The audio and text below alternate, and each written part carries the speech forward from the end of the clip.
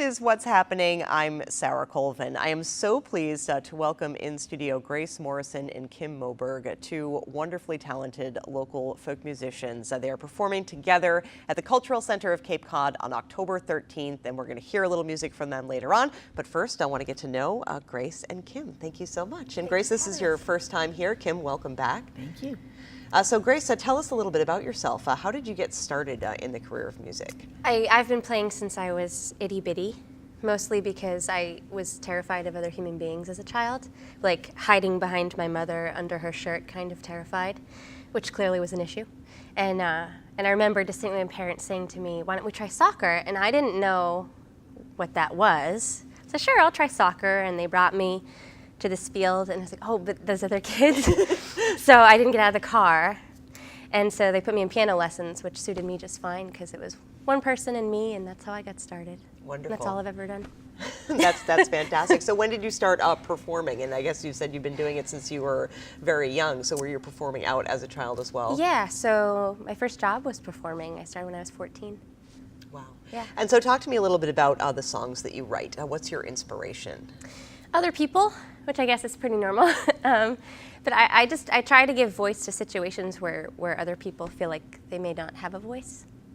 Wonderful. Yeah. And so Kim, for you, your story is a little different. I know that you've been a musician for a long time, but didn't start playing out until a little later. So talk to me a little bit about how you became a musician. I started playing when I was 14. My mother was a classical pianist, and we grew up with classical music in the house all the time.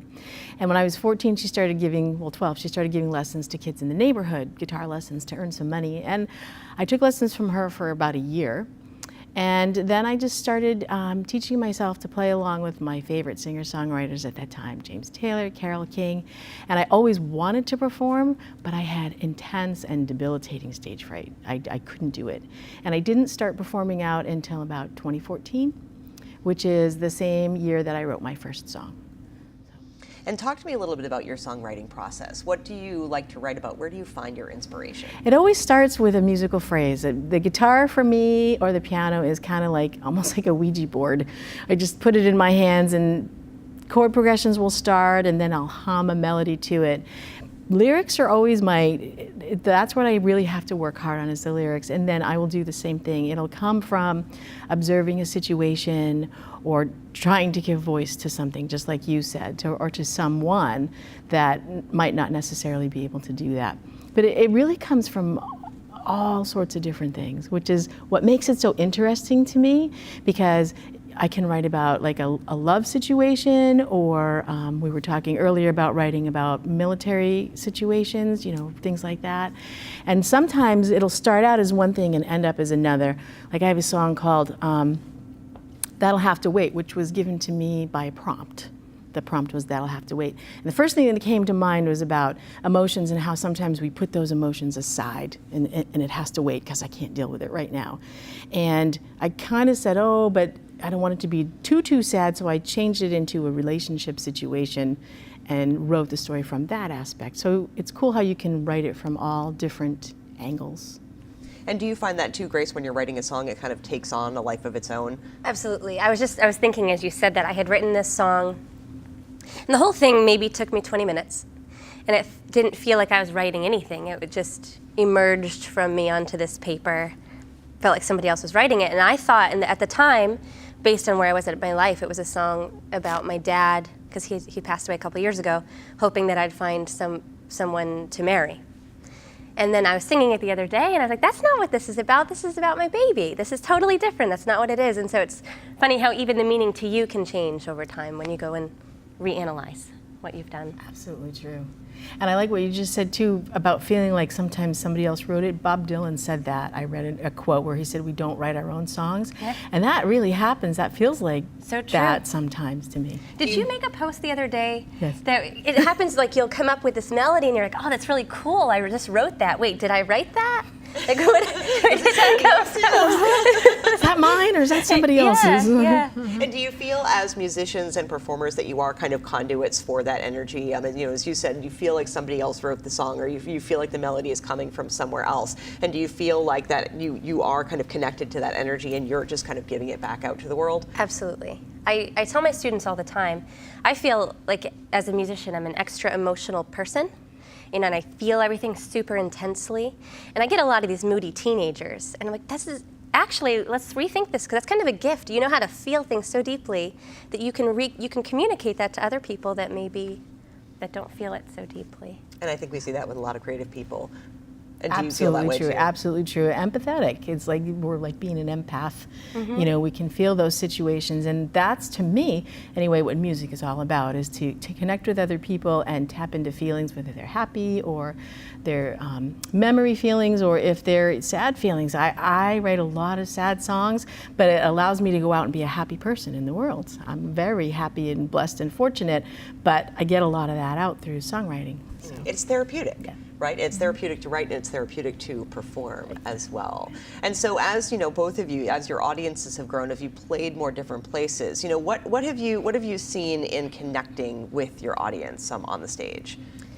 Oh, goodness. You know, things can hit people in so many different ways, or a song that maybe I was playing and I felt like, it was okay. And someone will say that was the one that touched them that night.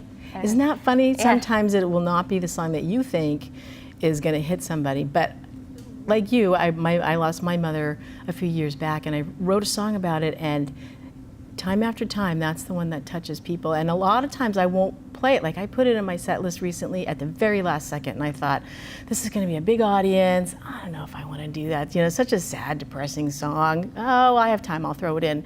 And that was the one that people afterwards came up and said, you know, I could identify with that song. Yeah. So you never know. And the two of you are performing together at the Cultural Center of Cape Cod on October 13th. Have you performed together before? No. So how did this come about? I think my husband said, let's ask Kim to do this show with us. That's exactly how it I happened. really like Kim. I was pretty excited. I said, oh, I think about it. No. Well, we connected at NERFL last Right. year, really, and my husband and I don't really, we're pretty awkward. We don't feel like we do well in social situations. So, like, we'll go into places with prepared topics to discuss. That's smart. It is smart. And we were invited to sit at this table of Cape Cod musicians. Now, I'm from Wareham. Sometimes I can say I'm from Cape Cod, but that's only if I'm not. Right, if you're on the Here. side of the bridge, we say no, but that's okay, we'll allow you this time. We'll give you a pass. But there we were with Kim, and we walked away from the whole thing, and he's like, she was so cool. I really liked her. That's fantastic. Yeah. Oh, you're welcome. And so what kind of challenges have you found being a musician and working in this part of the world, in this part of New England? And what is it like? What's the experience like? Would you like to start? I think it's going to be the answer that would be anybody's answer in any region is working on bookings, and it's a ton of work, and I didn't realize how much work. It's like my own sole proprietorship right now.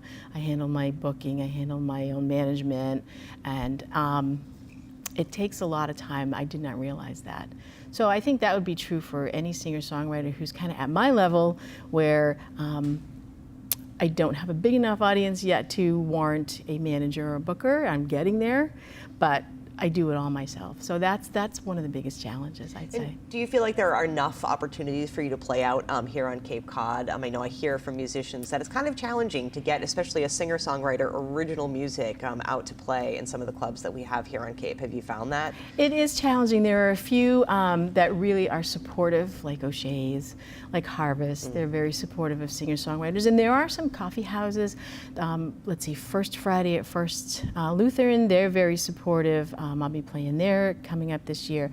But there are getting fewer and fewer of those kind of opportunities.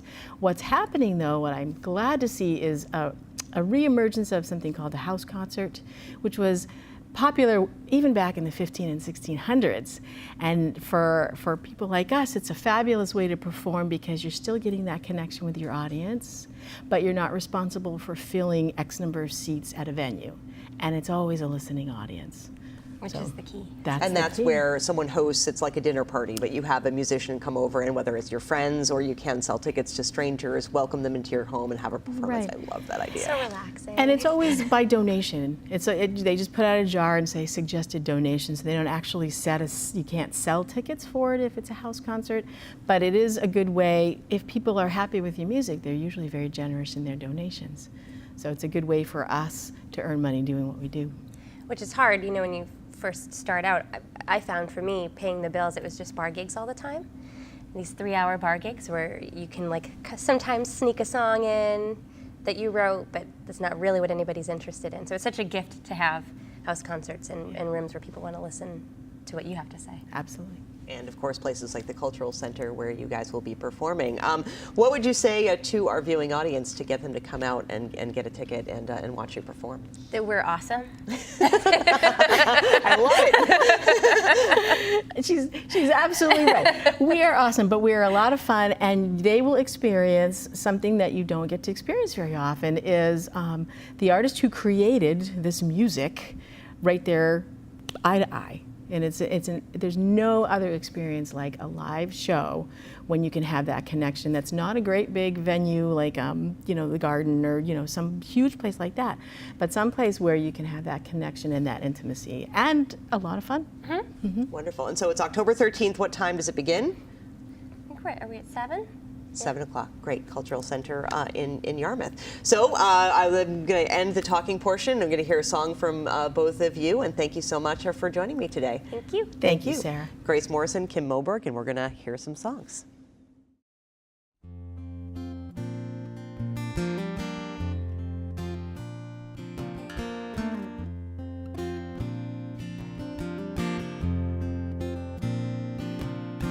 Staring at your face across from me, a stranger where a lover used to be, and the words that you are saying mean my world's about to shake, so the hearing that'll have to wait.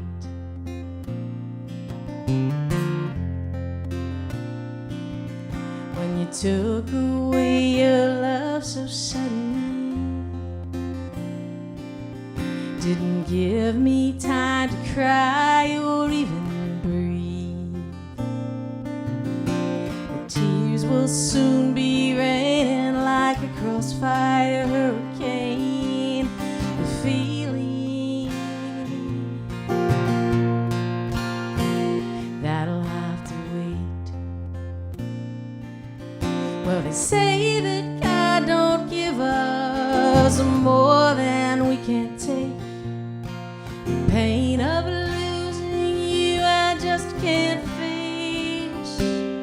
'Cause a heart that's used to loving, you know it don't know how to bend. It just breaks.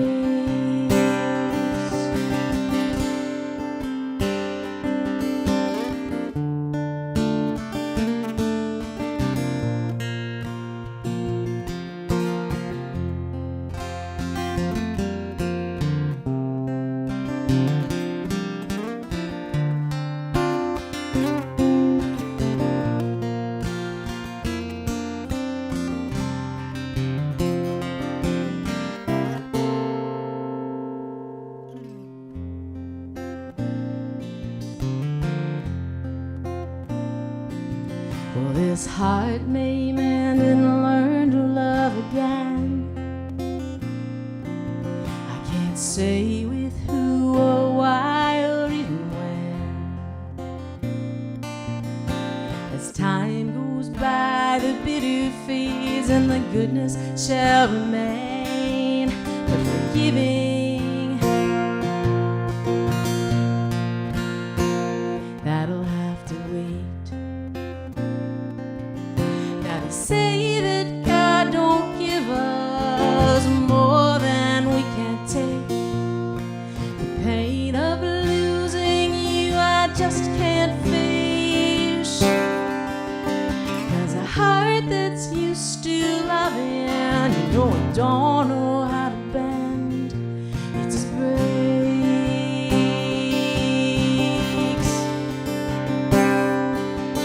So forgive it.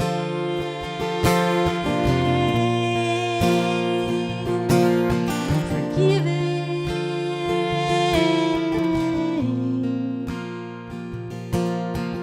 Forgive it. That'll have to wait.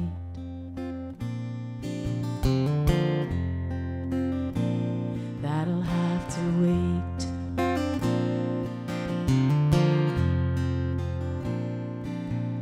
That'll wait.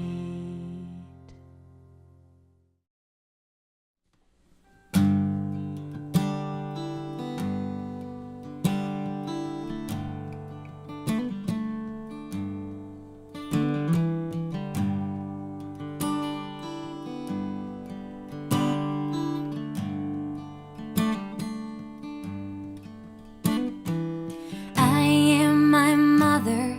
She bore and she bred me, a warm, a petulant child. I look in her eyes. She was hoping for less than a perfect mirror to her soul. She's crying out to my father, so quiet it's costly. He loves but keeps it inside. It's close to his breast pocket. Does everyone know the secrets of his soul are crying out? Hide, hide, it's hard to hear. I love you.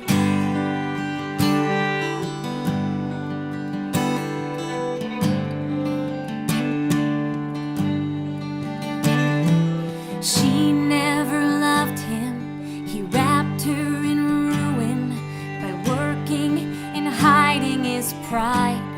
Her house was a safe haven, hell and home, party line